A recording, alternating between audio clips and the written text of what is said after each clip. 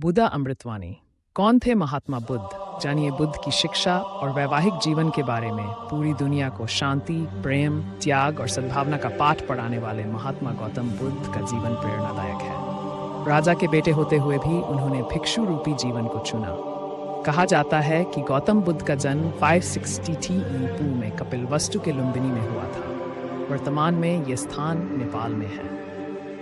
बुद्ध ने महज 29 साल की उम्र में ही घर गृहस्थी का त्याग कर दिया और दिव्य ज्ञान की खोज में निकल पड़े। बुद्ध ने दुनिया भर में लोगों के बीच अहिंसा, शांति, प्रेम, सद्भावना और त्याग का संदेश देकर समाज में फैली कुरीतियों को दूर करने का प्रयास किया। महात्मा बुद्ध राजा शुद्धोधन के बेटे थे, जो कि शाक्य गणराज्य के राजा थे। बुद्ध की माता का नाम माया देवी थी। जन्म के समय माता पिता ने बुद्ध का नाम राकुमार सिद्धार्थ रखा था। बुद्ध बचपन से ही शांत और गंभीर स्वभाव के थे। वे अपना अधिकांश समय एकांत में बैठने और चिंतन करने में बिताते थे।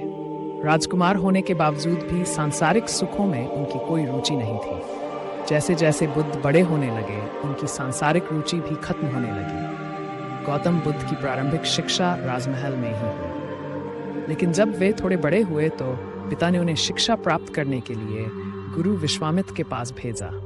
बुद्ध ने गुरु विश्वामित्र से वेद और उपनिषदों की शिक्षा ग्रहण की। धीरे धीरे वे एक आदर्श शिष्य बन गए। गौतम बुद्ध का विवाह कुछ समय बाद बुद्ध का विवाह कोलीय वंश के राजा सुप्पा बुद्ध की बेटी यशोधरा से हुआ।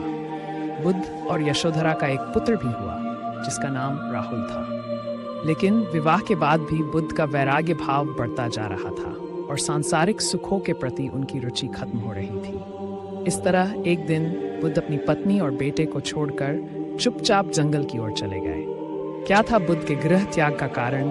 बुद्ध अपनी आत्मा से जुड़ना चाहते थे। वे दिव्य ज्ञान की खोज में थे, इसलिए उन्हें घर, परिवार, संपत्ति या किसी अन्य वस्तु से कोई जुड़ाव नहीं था, क्योंकि इन चीजों में उन्हें आध्यात्मिक आनंद नहीं मिलता था। बुद्ध अपने मन में चल रहे कई प्रश्नों का उत्तर ढूंढने के लिए बोधि वृक्ष के नीचे बैठकर तपस्या करने लगे और 100 साल बाद उन्हें पूर्ण और दिव्य ज्ञान की प्राप्ति हुई। इस तरह से वे राजकुमार सिद्धार्थ गौतम